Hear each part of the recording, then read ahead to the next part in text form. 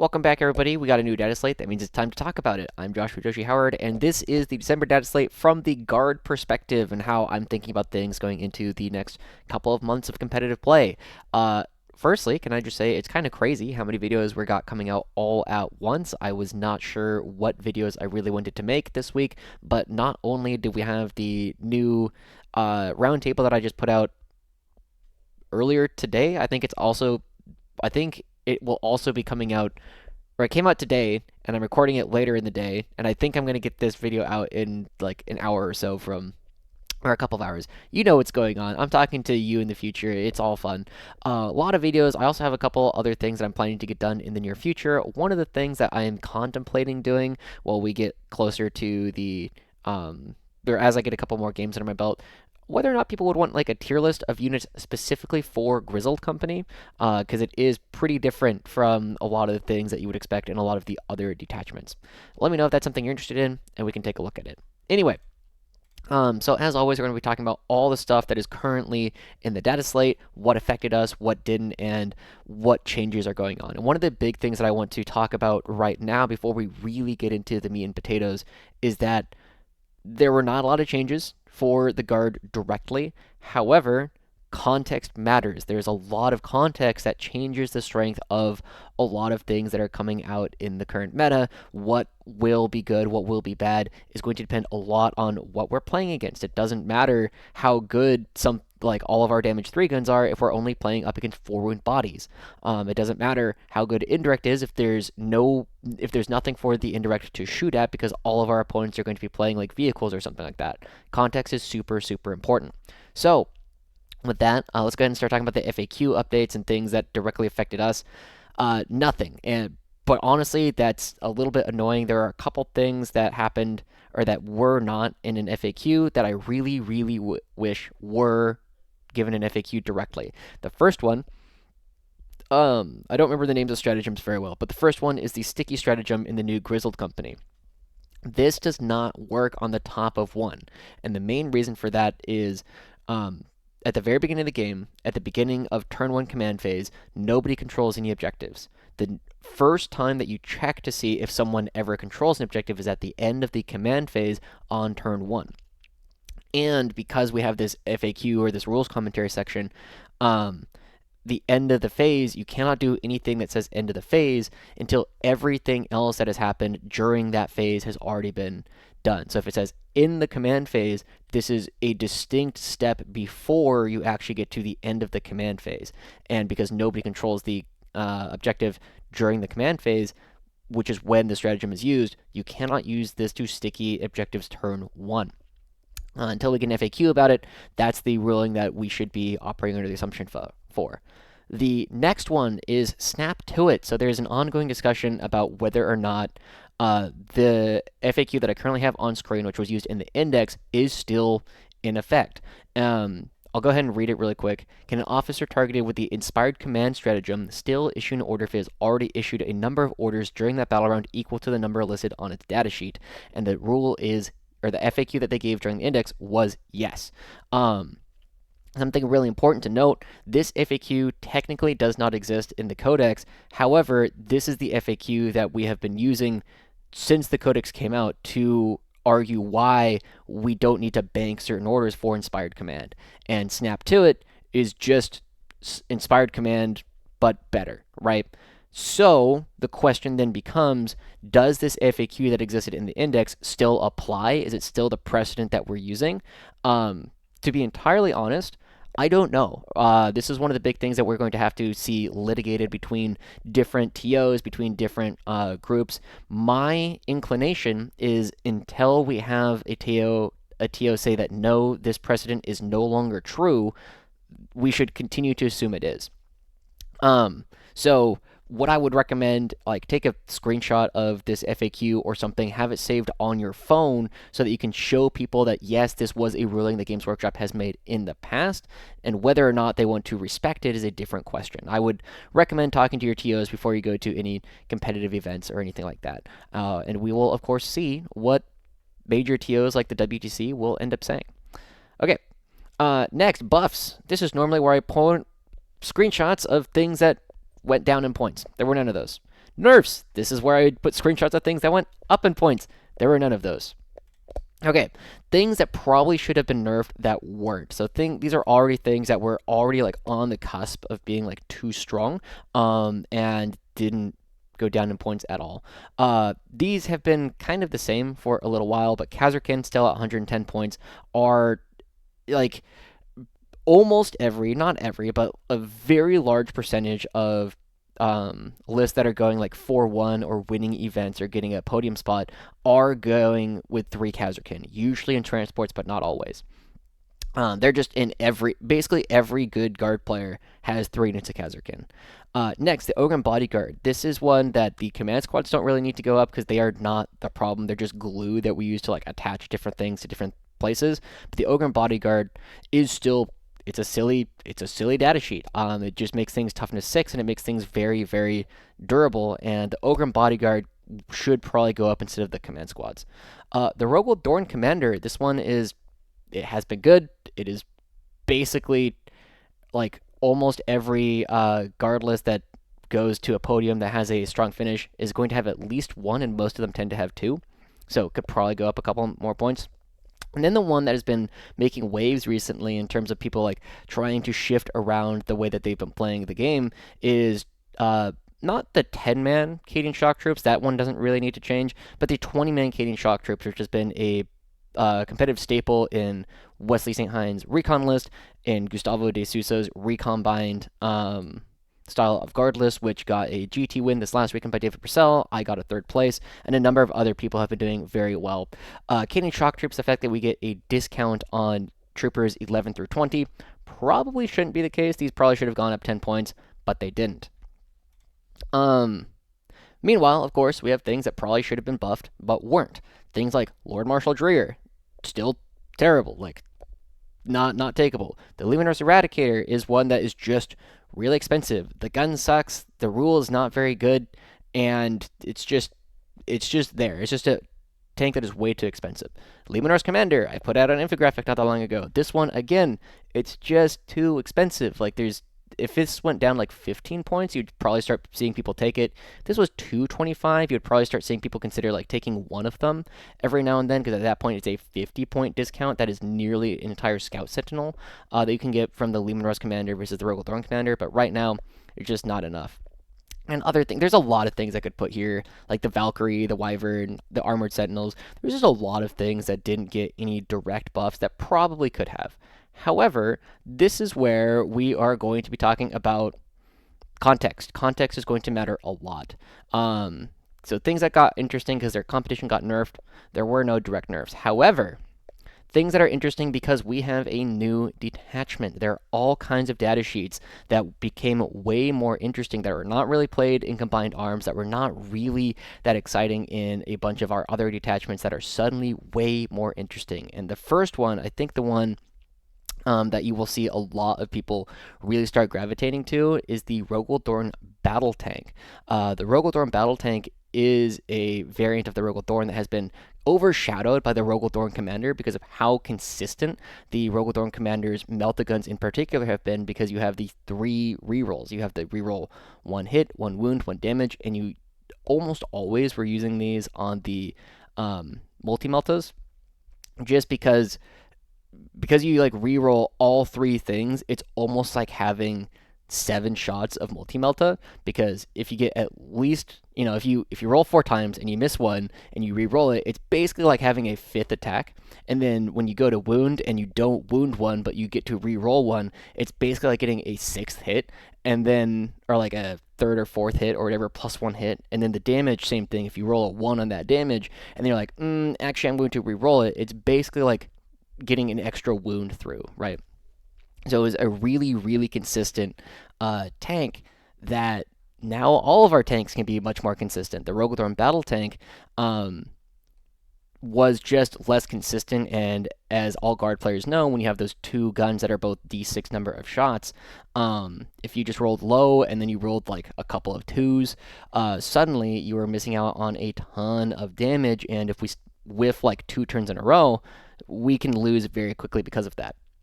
But the Rogel Thorn Battle Tank is suddenly not just as, but nearly as consistent as the Roguethorn Commander, and it has the blank, which right now in a meta where we have the Armor of Contempt for these tanks, as well as having a blank, suddenly there's not a lot of things that really want to be shooting at us, right? I had a couple of games recently where like a Ultramarines Vindicator just killed a Roguethorn. But suddenly, if you have a blank and you have Armor of Contempt, so instead of saving on like fives against the Stormfire Vindicator, you're now saving on like fours.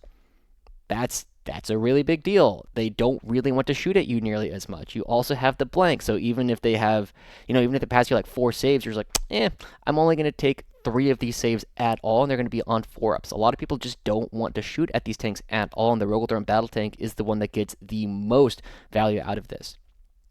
All indirect. Indirect was like competitively nearly non-viable. You'd see every now and then like a Basilisk would do well. Every now and then you'd see like some Catachan Mortars do well as a thing that would show up in a top list. But now all indirect, you have to start testing it again. Is it going to be better? Is it going to be the way to play? Probably not, but we still need a little bit more testing to try and make that claim.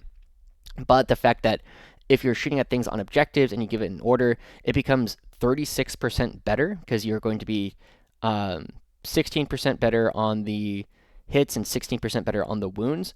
When you multiply that out, you end up being 36% more damage from all of the indirect that you're going to be shooting, and that puts you in really interesting places.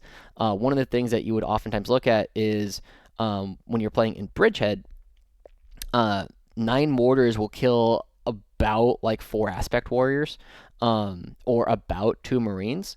Whereas if you suddenly give them the reroll ones to wound as well, you go to killing about 5 aspect warriors or 3 space marines, and you start doing that with other things with like a field ordnance battery.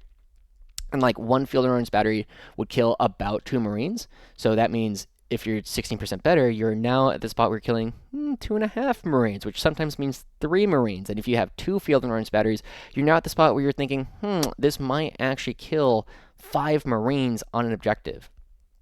So it will be putting a lot of pressure on armies that do not have any sticky objectives anywhere in order to try and find things that they can safely put on their home. So I would not be surprised if we saw more lone ops starting to pop up, as well as more units with sticky, just so that they can get hit by the indirect and not lose their home objective. Attilan Rough Riders is another one. So Attilan Rough Riders is a unit that doesn't really get any direct benefit from almost any of our detachments. Like Recon gives them a little bit more durability, and there are ways that you can do funny things with them in like Siege, but they were a unit that was hitting on 2s most of the time, and wounding on either 2s into most things or 4s into things that were more difficult to kill. This is a lot more consistent. 2s rerolling 1s to hit into 2s rerolling 1s to wound means that we're very often passing someone 9 or 10 saves instead of passing someone like, if we rolled a couple of 2s, the 7 or 8 saves that we were asking someone to make could very quickly become like 4 or 5. So they are much better all of a sudden now. The Commissar, Bulgrin, and Ogrin. Bulgrin were already a unit that was seeing a lot more play on things like WTC terrain or UKTC terrain. They are now at a spot where you can start thinking about them even more heavily on Games Workshop terrain, where they've had like some success. A couple of our stronger players have had success with it, but a lot of people don't really play it on Games Workshop terrain. Now, taking a unit of 6 Bulgrin, or maybe even 2 units of 6 Bulgrin with the Commissar, is starting to look more interesting there, and potentially even downright oppressive on WTC terrain. So definitely something to take a look at with those. Super Heavies are another one. So Super Heavies not getting a direct buff in terms of their points. However, now the entire thing can be shooting at things with reroll 1s to hit, so you don't need to have like 3 Scout Sentinels pointing at different things. You can take a Baneblade, shoot it at like 8 different targets, and every single gun is going to be having rerolling 1s to hit, hitting on 3s. So Super Heavies are suddenly way more interesting because of their ability to split fire. Of course, they still have a lot of the other issues. You don't have Hammer of the Emperor in order to try and go through walls and things like that. But if you're playing on Games Workshop terrain and you know where you can move them around, Super Heavy is looking a lot more interesting all of a sudden here as well.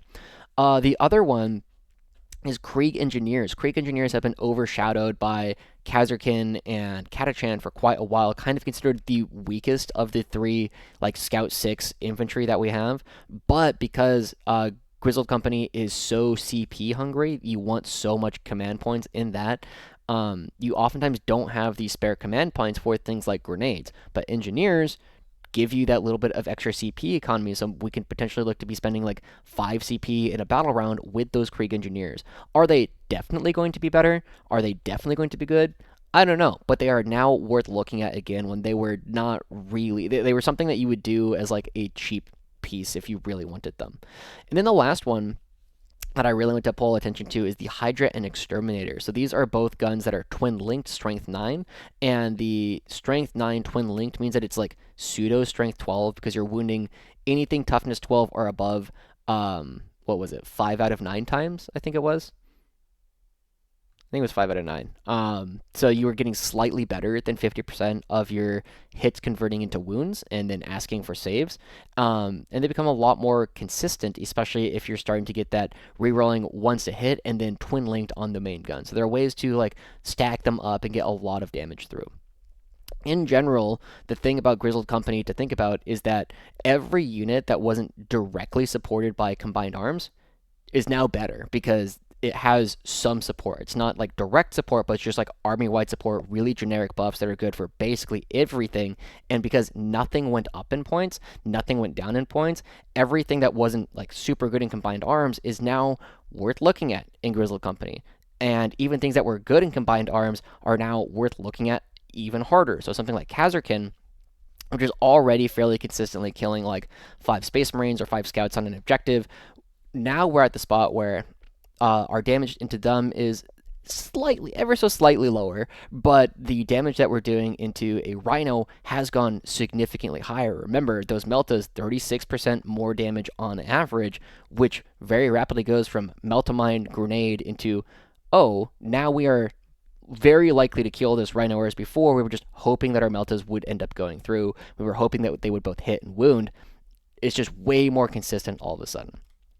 Okay, with that, guard in general has gotten like wide, just kind of across the board buffs to basically everything that wasn't super good in combined arms has gotten a buff, and even things that are good in combined arms are still really interesting in this detachment because they were already very good.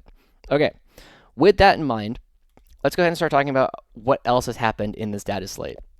These are things that did not affect us directly. However, they are still very important for us to think about and what pressures are going to be put on our list. Do we need to be bringing certain things to answer this army? Do we need to be bringing things to answer that army? And that changed quite a bit. So firstly, Sisters meta list went up around 100 to 150 points for most things that were playing like 30 Sacrosancts and Hospitallers. Those lists went up quite a bit. So all of the like miracle dice scamming and the fact that they would oftentimes like outdrop us and have more things on the board, they lost like a thing and a half or sometimes, one good thing. Whereas we didn't change at all. So now we are once again in a spot where we have a better matchup into Sisters because we have better unit parity. We have more things than they do in a lot of situations now. Custodies. Lion's list went down a little bit. I think it was Alaris Custodians and Custodian Guard went down a couple of points. So like Golden Horde, where you just bring like, what was it, 6 5-mans or something of Custodian Guard. Like those went down a little bit. They'll get like an extra unit of Sisters or something, or an extra enhancement or 2 in there. So they do like they had a little bit of life breathed into them, but probably still not going to be enough for them to be really affecting the meta. Admech meta list went up 150 points, in some cases more. Every chicken went up 10 points. Belisarius Call went up 35 points, and then Sicarians I think went up 10 points per 10, and then Skystalkers went up like 5 points per 10 or something like that. A lot of their lists went up a lot of points.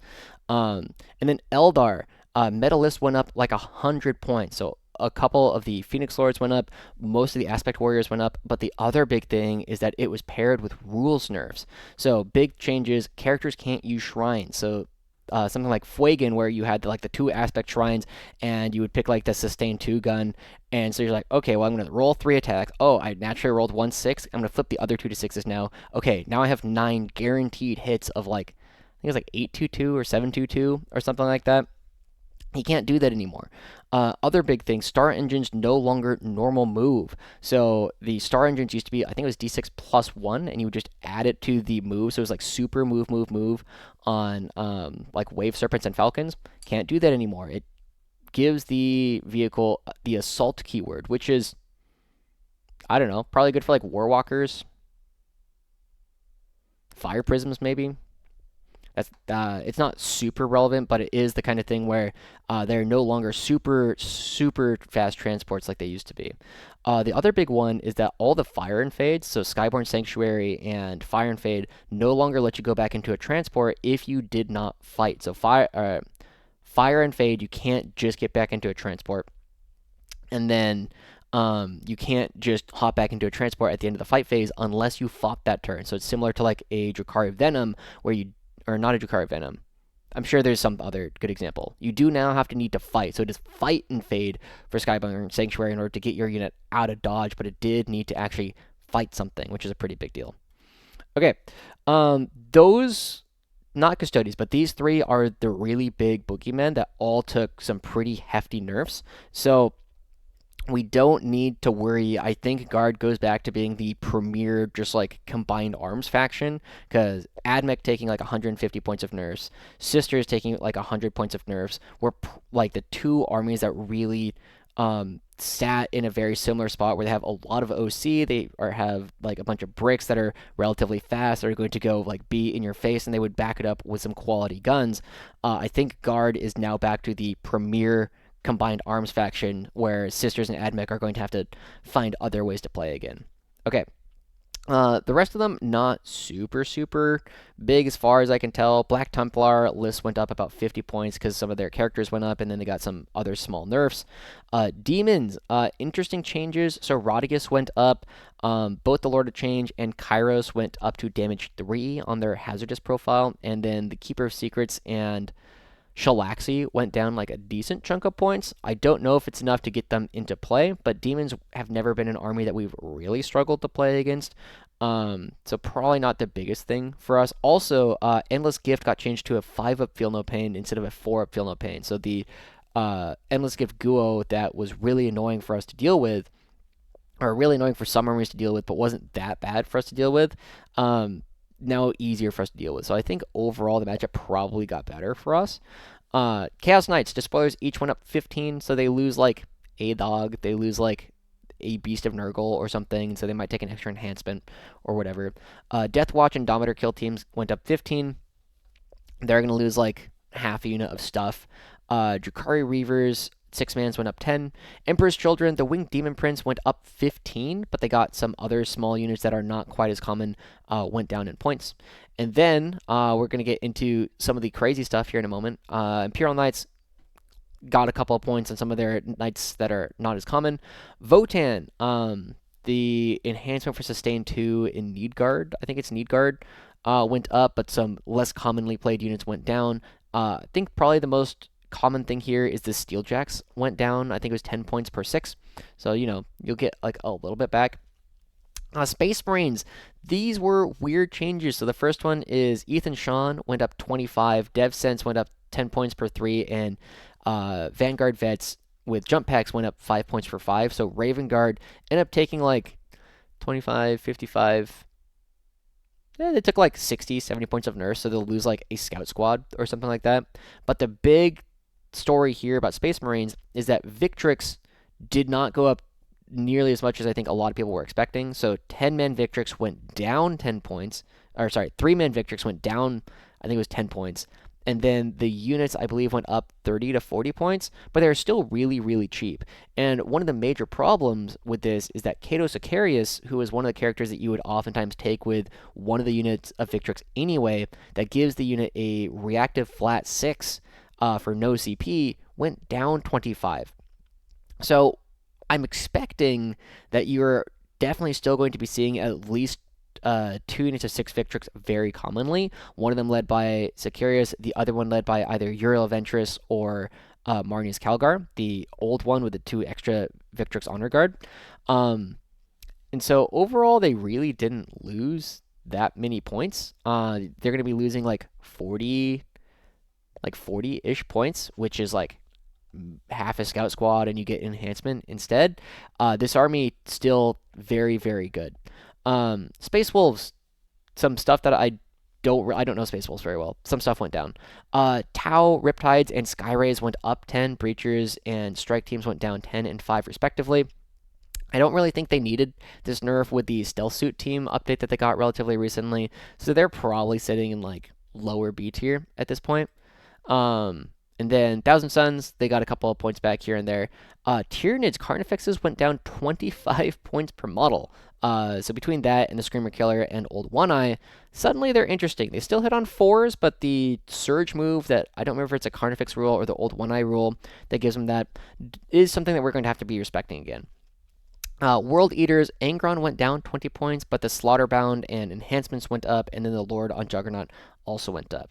Okay, so with all of that, let's go ahead and talk about the big thing. So, where's the pen? There's the pen. Sisters, this is a matchup that we, like, this probably went from being a 60-40 matchup to probably being like a 70-30 matchup a lot of the time. I think this got way better for us. Admech, this got way better for us. I don't really know how to say it. Our Rogaldorns getting reroll 1s to hit and sometimes wound against a lot of their army is well worth the lethal hits because we were wounding most of their stuff on 3s at long range anyway, and getting access to Armor of Contempt against all of their las cannons is a really big deal. Eldar, this was a matchup that we were already, I think, slightly favored in, so the fact that they lost 100 points and also rules nerfs means that the current meta Warhost and aspect lists are not going to really be the meta at all anymore. I don't know where this is going. Some people think it's going to be Windrider, and some people think it's going to be Seer. And then, of course, we have the Harlequins. So we'll see what ends up shaking out in the wash for that. Black Templar, this was already something we were pretty decent into. Demons, I think this matchup probably got better. The big question for me is, of course, is Slanesh, Shalaxi, and the Keeper of Secrets, like how big of a change is this really for what they're trying to do? Also, Scintillating Legion is going to be interesting once again. Biggest advice I can give to people here is don't use the Flux tokens. Like, if you can help it, they're usually not going to be good. If you do choose to use Flux tokens, use them to save, not to reroll hits. Chaos Knights, this was a matchup that was already decent. It's probably a little bit better now. Deathwatch, I'll be honest, I haven't played any good Deathwatch players in a long time, so I'm not really sure. Drakari, this one, I need more practice in, but Reavers going up 10 and them losing some stuff and us getting like a little bit more freedom to shoot at their bikes with like our Dorns and stuff has to be good. Emperor's Children, the Winged Demon Princes, this was already a matchup that we were good in. It's going to get better. Imperial Knights, this one, probably totally fine. This is probably a better matchup. This, like, Raven Guard is already one we were doing decently into. These were decent matchups that we were already getting better into. The big one, of course, is we are living in a world of Victrix. Victrix are super, super powerful. You should be planning around how we deal with this unit. Units to think about. So, Bulgrin, which are getting better. They trade reasonably well into Victrix, but just as importantly, they can kind of hold them down. Just have to be careful, because remember that Victrix, these guys fall back and do all kinds of stuff. So just kind of think about that. Bulgrin can charge in, get some decent damage down. The other one is Rough Riders. Rough Riders are good into Victrix. They trade pretty point efficiently. You're going to be really looking at what you can do in order to get these to charge into Victrix. So your opponent has to be aware of whether they're going to be falling forward or reactive moving forward towards you in order to try and get a blood surge off, or reactive moving away from you to try and make those charges harder. This is going to be the big thing. I do really expect that Victrix Guard is probably going to be the army to beat for the next couple of months. And then we are probably, honestly, not that far behind it. We're probably going to be well into the A tier now, if for no other reason than several of our tougher matchups are easier. The fact that some of the other things that were kind of putting us in like weird situations are now no longer going to be as popular and now no longer going to be as good. Um, yeah, I think that's kind of where we're at. I am expecting that overall we are probably landing. We are going to be solidly in A tier for most of this. Most of us upcoming data slate. We'll see exactly what ends up happening, but I'm going to expect that it's going to be like Victrix, and then maybe us. So, just kind of keep that in mind. This is a very good patch for us. I would expect that we were going to get a lot of good stuff. Give your stuff that you haven't been playing for a while a try. Let me know how the testing is going, whether or not you're liking the indirect, if the super heavies have play, what kind of tank packages you like, and then how you're going to be actually running around your Ogren, Bulgren, and Rough Riders, because I think they're all very, very good.